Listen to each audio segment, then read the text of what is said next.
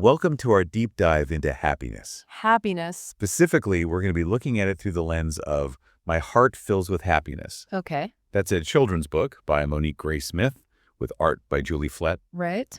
And you chose this one, I did. so you probably already know. Yes. It's about celebrating those little joys that make life wonderful, It is. especially for Indigenous children and families. Yes. We're going beyond the book itself. Okay. We've got a pile of Goodreads reviews here, too, to see how My Heart Fills with Happiness has landed with other readers. It's interesting, isn't it? Yeah. Those reviews are like peeking into other people's emotional responses Totally. to this book. Okay, so the book itself focuses on very simple, everyday things that make people happy. Right. Sunshine, Yeah. the smell of something delicious baking, Uh-huh. those cozy moments that we all love, Yeah. often shared with family. Yeah. But it seems like there's more to it than just a feel-good list. Yeah. Right. A lot of the reviewers picked up on how universal those themes are. Okay. The family in the book is Indigenous, yes, Yeah. but the feelings themselves resonate with everyone. Hmm. One reviewer, Catherine, even said, I think children naturally tend to see that we are all more alike than we are different, and I love to see stories like this that reflect that. That's such a great point. Yeah. It's like the book is saying happiness is a common language, Yeah. no matter who you are. Mm-hmm. But then it also weaves in those specific cultural details Exactly. that make it unique. For example, there's a line about bannock baking in the oven. Okay. Bannock is a type of bread that's super important in Native American cuisine, Oh, interesting. and it's just casually mentioned in the story. So instead of being like, hey, here's a lesson on bannock, Right. the book just incorporates it as part of the family's everyday happiness. Exactly. And the reviewer named Agnat really hit on this, saying, an authentic story does not need to explain the culture it represents. I think that's what makes it feel so genuine. The cultural elements aren't there to teach a lesson. They're just part of the world. Mm-hmm. The book creates, and that's really powerful for Indigenous representation, Yeah. especially in a book for kids. Jillian, another reviewer, actually pointed out that this is exactly the kind of contemporary representation of First Nations people that classrooms need more of. And speaking of visual impact, we have to talk about Julie Flett's illustrations. Yes. The reviewers were going on and on about how gorgeous, graceful, and warm they are. Amazing. One person even said they wanted to frame the cover art. Really? It makes you wonder, what is it about Flett's style specifically that makes these family moments so impactful? Is it the color choices, the way she uses line and shape? That's a great question. There's definitely a softness and intimacy to her work Yeah. that really captures the feeling of those close family bonds. And a few reviewers even commented on how moving it was to see a loving Indigenous family depicted with such care and beauty. It makes you realize how rare that still is in children's literature. And that representation can have a huge impact on young readers, Right. both Indigenous and non-Indigenous. Yeah. It's about seeing yourself reflected in the stories you read and feeling like your experiences are valued. So we've got this book that's celebrating both universal joys and specific cultural elements, Yeah. and is all wrapped up in these breathtaking illustrations. You're right. But then it takes things a step further Okay. with that interactive element, Yeah. where it asks the reader, what fills your heart with happiness? That's such a clever way to bring the reader into the story. Instead of just passively observing, Right. you're invited to reflect on your own experiences and to share them. It's like the book is sparking a conversation, not just telling a story. I love that. And speaking of conversations, one reviewer, Phil, shared this amazing anecdote about a little girl who, when asked that question, said she was holding her own hand because she loved herself. I mean, come on, how awesome is that?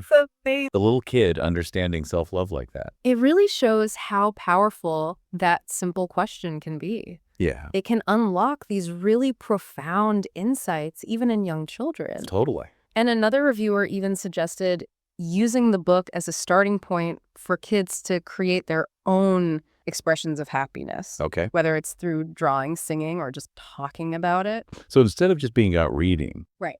it becomes about doing, about actively engaging with the idea of happiness. Exactly. It's almost like the book is saying, don't just think about what makes you happy, go out and create it.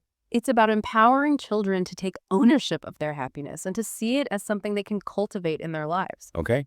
So we've covered a lot of ground already. We have. We've seen how My Heart Fills with Happiness celebrates simple joys, incorporates cultural elements, features gorgeous illustrations, and prompts readers to engage with the idea of happiness on a personal level. But there's still so much more to explore.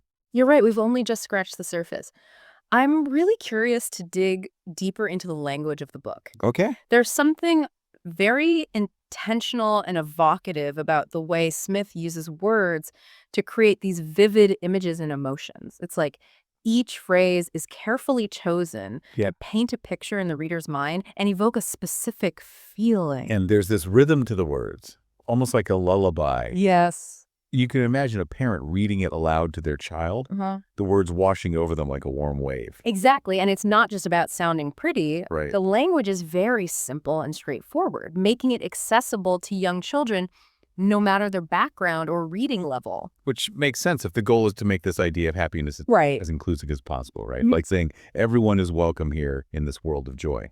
Precisely. And something that adds another layer of depth is that Monique Gray Smith, the author, is of mixed Indigenous and European descent. So she's bringing her own unique perspective to the story. Yeah. Her own lived experience of navigating different cultures. Exactly. And you can feel that authenticity shining through, not just in the cultural details, but in the overall tone and message of the book. It's like the book is a window into a world that many readers might not be familiar with. Yeah. And it does so with so much respect and sensitivity. And speaking of windows, we can't forget about the illustrations. Of course. They play such a crucial role in conveying that sense of cultural authenticity, too. Absolutely. Julie Flett, the illustrator, is Cremetis, and her artwork is just infused with elements of Indigenous culture, from the clothing and hairstyles to the patterns and motifs used in the backgrounds. It's like each illustration is a celebration of Indigenous art and design. It is. I especially love how she uses color.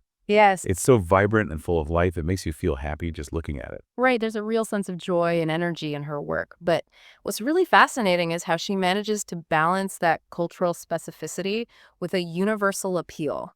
Okay. Her illustrations are warm and inviting no matter your background. They tap into those shared human emotions that connect us all. Exactly. Everyone understands a loving glance between a parent and child, or the pure delight of feeling sunshine on your face. Right. Those are the kinds of moments she captures so beautifully. And it's important to acknowledge the context in which this book was created. Okay. Monique Gray Smith has talked about how important it is to support the well-being of Indigenous children and families, especially because of the historical and ongoing trauma they face. That makes this book even more powerful, doesn't it? It does. It's not just about celebrating happiness, it's about reclaiming it. Exactly. It's like a counter-narrative to the struggles that Indigenous communities have faced. Yeah. It says, yes, there is hardship, but there is also joy. There is resilience. There is beauty. It's almost like a quiet act of resistance to choose happiness in the face of adversity. It is. And that message resonates far beyond the Indigenous community. It's something we all need to hear. Absolutely. It's a reminder that happiness is not a luxury. It's a necessity, especially for those who have been marginalized and oppressed. So we've talked about the book's message and its cultural significance. Yeah. But what about its impact on readers? Right. We've touched on the Goodreads reviews. Yes. But I'm curious to hear your thoughts on what makes this book so resonant with audiences. It seems to have struck a chord with so many different people. Right. And that's what's so interesting. See, parents, educators, librarians, and everyday readers raving about it, it seems like. Even though it's rooted in a specific cultural context, this book has a truly universal appeal. Why do you think that is? Well, I think it speaks to something fundamental about being human. Oh. Our innate desire for connection, for belonging, for joy. Uh-huh. Those are needs that transcend any one culture or background. Right. And this book taps into those needs so beautifully, it reminds us of our shared humanity. It's like saying, even though we might look different or come from different places, we all share these basic desires. We all want to feel loved, accepted, and happy. Exactly. And it reminds us that happiness is not a solitary pursuit. It's something we experience in relationship to others, to our community, and to the world around us. Okay. This book gently nudges us to look beyond our own individual experiences and recognize that we are all interconnected. It's such an important message, especially in a world that often feels very individualistic and competitive. Right. It can be easy to get caught up in our own little bubbles and forget that our happiness is actually tied to the happiness of others. Right. And this book offers a counter narrative to that. Okay. It says true happiness comes from collaboration, from empathy, from compassion. Yeah. It's about recognizing that we're all in this together. And that message of unity and interconnectedness feels so relevant right now. It does. It's like a balm for a world that often feels divided and fragmented. Absolutely. It's like a breath of fresh air reminding us that even in the face of difference, we can find common ground in our shared humanity. We can choose to build bridges instead of walls. That's a beautiful way to put it. It's about recognizing that our differences are what make us unique and interesting. Yes. But our shared humanity is what binds us together. And that's a powerful message to carry with us as we navigate the complexities of our modern world. It's a reminder that even small acts of kindness and compassion can ripple outwards, creating a more just and equitable society for all. Speaking of ripples, let's shift our focus to the educational implications of this book. Okay. It's clearly more than just a bedtime story. Yeah. I can see it sparking some really meaningful conversations and learning experiences in classrooms and beyond. Absolutely. This book is a goldmine for educators. Wow. It can be used to foster social emotional learning, cultural understanding, and even basic literacy skills. It's like a multifaceted gem offering so many different ways to engage with the material.